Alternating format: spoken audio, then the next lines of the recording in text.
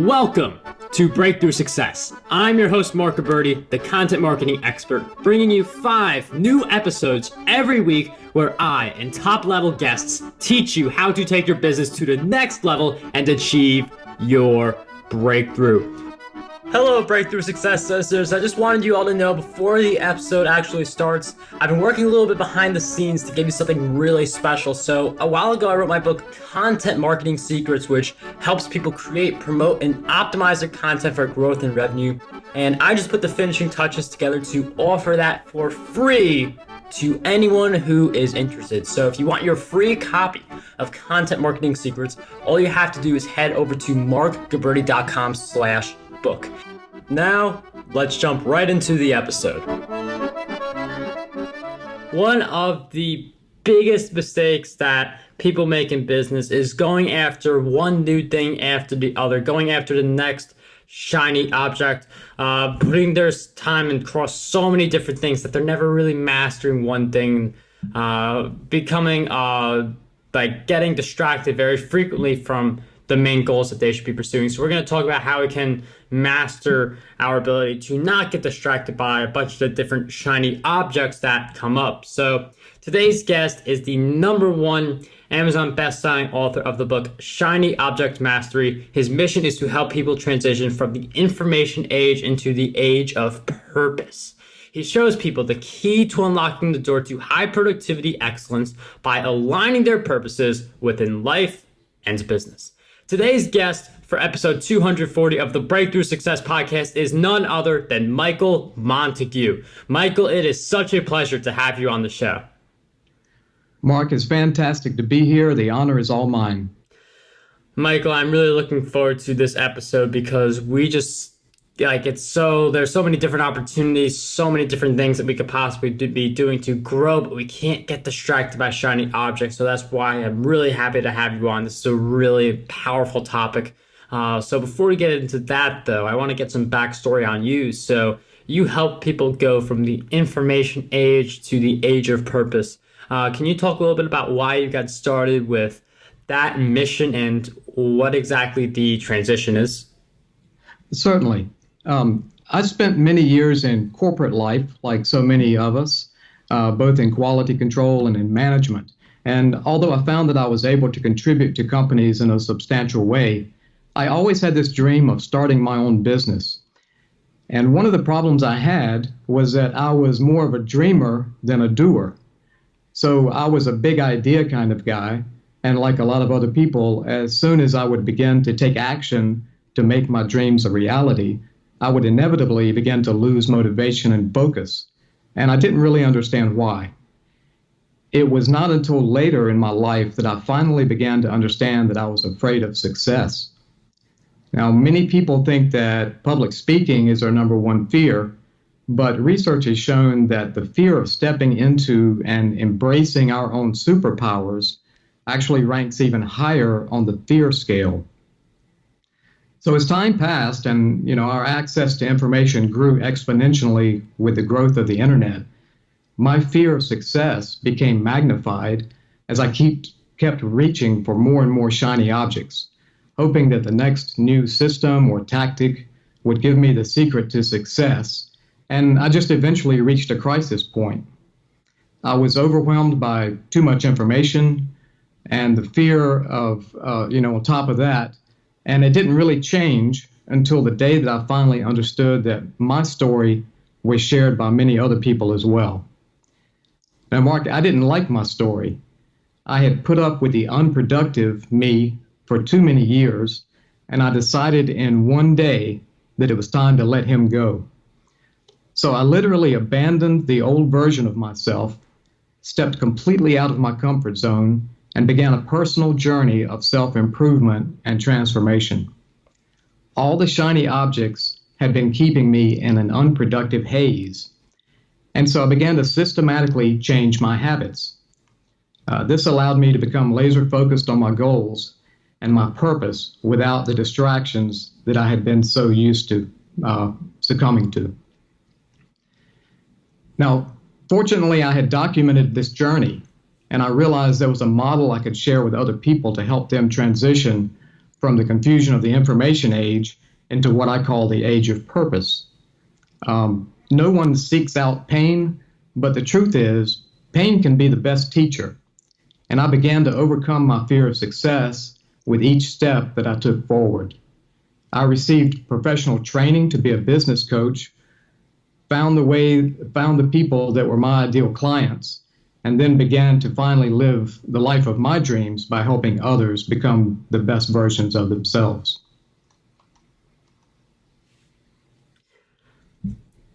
And I really enjoyed this theme of like you wanting to help others. You had a problem that you had in your life and you created and you got through it, but you ended up creating a model and now you use that to help people. And it's always like one of the things we go back to is the impact that you create, which is something we should all be thinking about, the kind of impact we want to have within our lives. And in your case, it's helping people go from the information age to the age of purpose.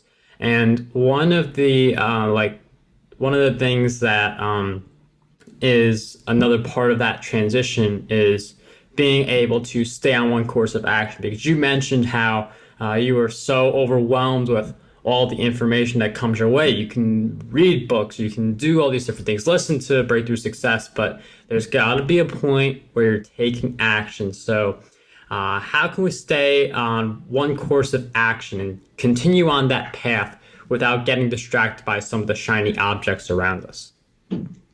That's a great question, Mark. The answer that I've found, and I feel is very important for people, is to take a step out of your distraction. Pull yourself out of the black hole of the information age for just a few moments and focus on what your purpose actually is. So, we can all have goals and big dreams, but those goals and dreams are focused inward on ourselves. Having a purpose means that we are forced to look outside of ourselves and see how we can give to other people. So that's the main shift, is seeing what you have to give to the world. Once you focus on that, and when you align that within your business, if you're a business owner, then you become basically unstoppable. Because at that point, when you know your purpose and it's lined up, you can then dive back and find the information you need to achieve your goals and not be distracted by all the other shiny objects around you. So the key, I believe, is to really understand your purpose and embrace your own superpowers and be able to fend off the other distractions as you move forward. And you mentioned the ability for us to embrace our superpowers, which you mentioned is a bigger fear than public speaking. I'm wondering if you could share with us how we could actually truly do that and why so many people are so fearful of that. Well, human evolution made us where we are afraid of change. We fear change because it is identified in us as danger. And we understand that that's a physiological response, but we can use our mental capacities and understanding to know that we can move past that. So fear is a big part of it. And I know that you've had guests on your show that speak about fear quite often. And the reason for that is because so many of us are susceptible to that fear. So fear is just an emotion. And if you look inside of that moment where you're afraid, you can begin to pull information out of that moment and separate it from the emotion itself. Basically, knowledge replaces fear. So any step that we take as we move forward, we gain knowledge, we automatically gain confidence, and that tends to replace the fear that we had. Anytime someone starts a new job, a new business, a new endeavor, they naturally have fear. But as they take those small steps forward, then they begin to realize, hey, this wasn't as fearful event as I might have imagined it would be. So I think the key is to realize that you can step into a new identity, take small steps, and as you go, your fear will be replaced by that knowledge. And I really like how you mentioned that it's as you go. It's not by sitting and thinking about it, because if you think without doing, that's when any existing fear you have builds. And I really think fear builds as you have less clarity about what to do, how you're going to achieve a goal. And one of the things about goals, especially the ones that people want to achieve, is some people, they just don't have enough time to pursue their goals. Even if it's one of those goals that like you are like completely focused on, like some people, they may have like a 9 to 5 and they may use the 5 to 9 to pursue their goal. They may be doing that, but how can we open up more time in our day to put in the work to accomplish our goals? That's a question that I think a lot of people have. And I would say that the first thing that's important is to get enough sleep. That seems like such a simple, obvious answer. But if you get enough rest, if you make time for that because it's important to you, then the rest of your day will flow much, much easier. So, one of the habits that I put into place for myself and my clients is I have them take a moment in the morning before they even get up out of bed and go through some steps to give them intention for the day. So one of the first things I would have them do is to just think about the gratitude they have for their past. It's easy to have gratitude for the good times in our lives, but you also want to have gratitude for the challenges and the pain that you've experienced, because without those moments, you have not been able to grow and push yourself to new levels. So if you can take a moment in your past and have gratitude for that, that will help you. The second thing I think to think about in the morning is forgiveness. And this is not just forgiveness for other people, but forgiveness for ourselves. Forgiveness for times that we may have felt like we failed. We may have let other people down. It's important to be able to forgive yourself in order to move forward with intention. So if you can do that in the morning first thing, then you have set aside your past. It's not going to distract you for the rest of the day, and you can be focused on the present. So I think that's a very important way to start your morning. Then as you go through the morning, of course, you want to think about your high-value activities, and a lot of people mention this. But one thing that's very important along with that is thinking about your low-value activities, or activities that really have no value. So what you want to do with those is either eliminate them completely or delegate them to other people. We are not all experts at every task. So we want to focus on those things which we are an expert in and be able to delegate the rest to other experts. That's leveraging other people's expertise. And I really like the idea that you have to acknowledge that you don't know everything, can't do everything, and that's where you can bring in other people. Like I have a podcast coach who helps me with a bunch of different things. I also have a team of people who help me out with a bunch of different things with the podcast and other parts. So it's very helpful if you are not just doing it by yourself. And not only will that open up more time for you, but it'll also allow you to become more effective with the time that you have on that road to accomplishing the goals that we set for ourselves. And going back to the theme of shiny objects, it's something that we need to resist, that sensation to pursue shiny objects, get distracted, but we have to be able to just stay focused on what we're doing. So I'm wondering if you could share with us what you believe holds most people back from being able to have that level of focus where shiny objects do not distract them. I believe the first issue is just recognition that in a lot of cases it's an addiction. Take your cell phone, for example. How many meetings do you go in where you have, say, 10 people in that meeting and you might count 7 or 8 that are on their cell phone during the meeting? This has become a cultural norm, whereas in the past, it would have been considered rude to have your phone out during a meeting. So as our information age has progressed and more people have access to that cell phone, that's one of the key components that keeps people distracted. So what I would suggest people do is, well, first of all, not have your cell phone on in a meeting. But secondly, a lot of people wake up in the morning and it's the first thing they do is look at their cell phone. They're looking for emails, instant messaging, games, whatever the case may be. And when you allow that distraction to immediately become a part of your morning, you have given up a lot of your power for the day. You are reacting to the world rather than having an impact on the world. And what you want to do is to make it a habit of keeping that cell phone just out of your bedroom. So when you go to bed at night, that cell phone is in another room. If you need an alarm clock, for example, just buy a simple $5 alarm clock and use it instead. So as you get up, don't even check the email until later in the day, say around lunchtime, because the first thing you want to do after you get up and start working is focus on what you're best at. You want to do that first because that's when your willpower is the strongest. Later in the day, of course, you need to check your emails and respond to other people. But you have put that response off to a later part of the day, and you've empowered yourself to utilize the first part of your day in your strength.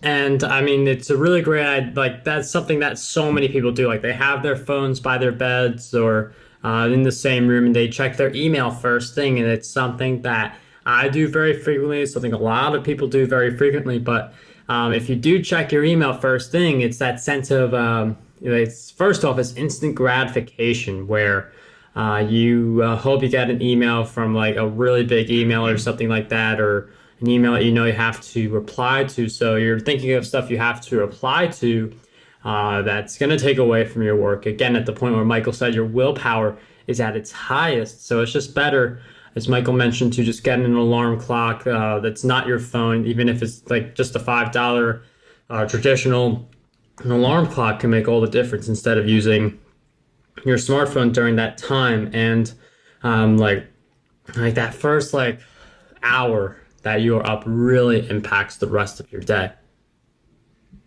Absolutely.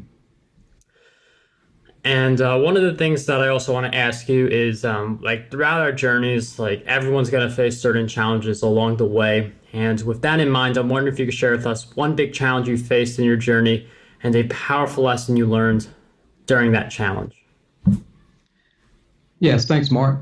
I think it was the day that I finally realized that my personal relationship with the information age had to change.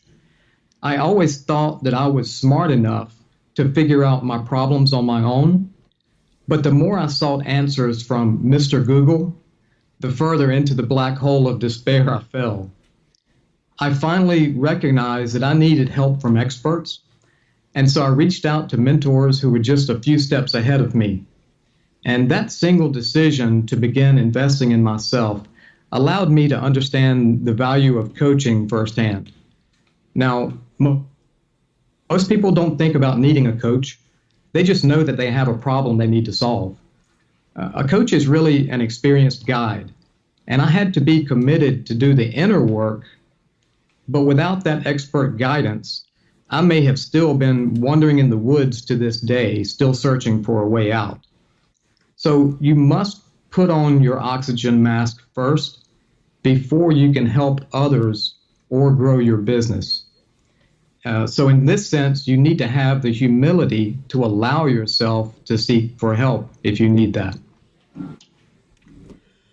And I mean, just to further on that thought, I mean, coaches have a really big impact. The podcast coach who I've mentioned several times, I mean, he's had a really big impact on the show.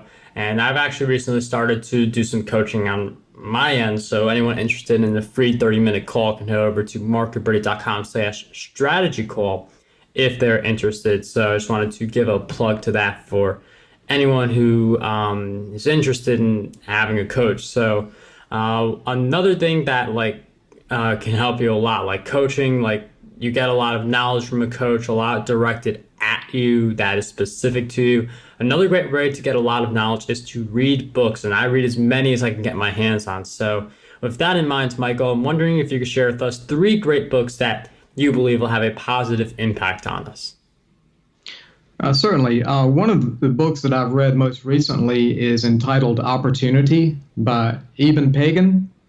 And Eben is one of my mentors, and he talks about where and how to find more opportunities in your life and the mindset around how to handle opportunity when you see it. So that's a great book to read for all of the business owners, entrepreneurs, and so forth. The next 2 books are a little bit different. The first one is The Order of Time by Carlo Rovelli.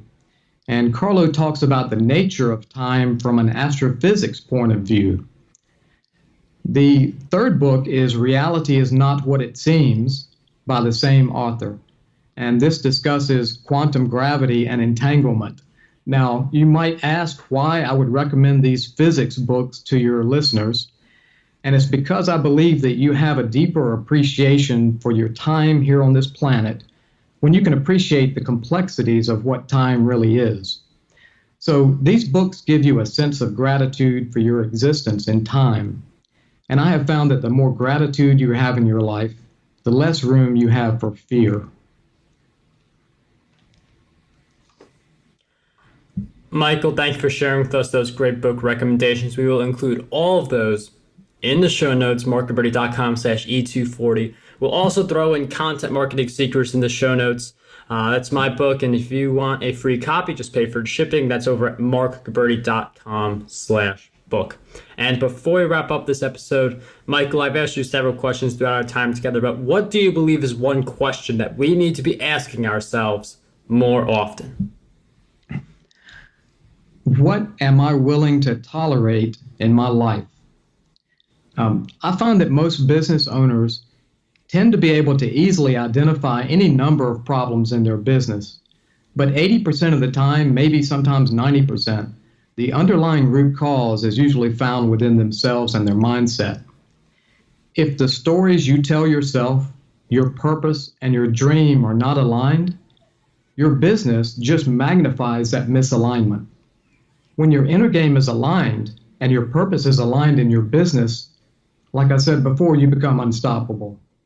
So no matter where you are today in your personal life or your business, you probably recognize that you want to improve. But to become the best version of yourself, you must let go of the things which do not serve your mission. So ask yourself, what are you willing to tolerate in your life? Michael, thank you for sharing with us that great question, all of your great insights throughout our time together. If you guys want to learn more about Michael, head over to michaelmontague.com, Michael, Montague.com. For Breakthrough Success listeners, Michael's actually offering 25% off of his high-end one-on-one coaching package where if you want to learn more about that, you can apply at, again, michaelmontague.com. But Michael, you want to share a little bit more about that one-on-one coaching package and what listeners can expect to get from it? Certainly, Mark. When I have people apply to work with me, my intent is to make sure that my expertise aligns with the problems that an individual might have. And when that is the case, I will be more than happy to discuss in a free call how we can put a plan of action in place to help individuals move forward in their business. So my main focus, of course, is in the area of distractions, productivity, and I feel that I'm able to help business owners move forward with purpose in order to increase their productivity and take back control of their time. So that's what this one-on-one experience is about. And typically, I have clients that might work with me for 6 months to up to a year, depending on the level of expertise and results that they expect out of the relationship. But it's all about being a guide. If you can have someone that you can work with that gives you a little bit different perspective, not necessarily tell you exactly what to do at all times, but give you a guidance and a perspective that'll change your reality, that is worth a great deal to anyone and certainly worth the investment. Michael, thank you once again for coming on the show, sharing your great insights with us. And again, every link that was mentioned will be in the show notes, markdoberti.com/E240. But I can't, once again, thank you for coming on Breakthrough Success and taking the time to share all of your great insights with us. It's been a great pleasure, Mark, and I certainly appreciate the opportunity to share with your listeners. How does over 100 retweets per day sound to you? My free ebook, 27 Ways to Get More Retweets on Twitter, has you covered. I use the methods within this ebook to get over 10,000 retweets every single quarter. To learn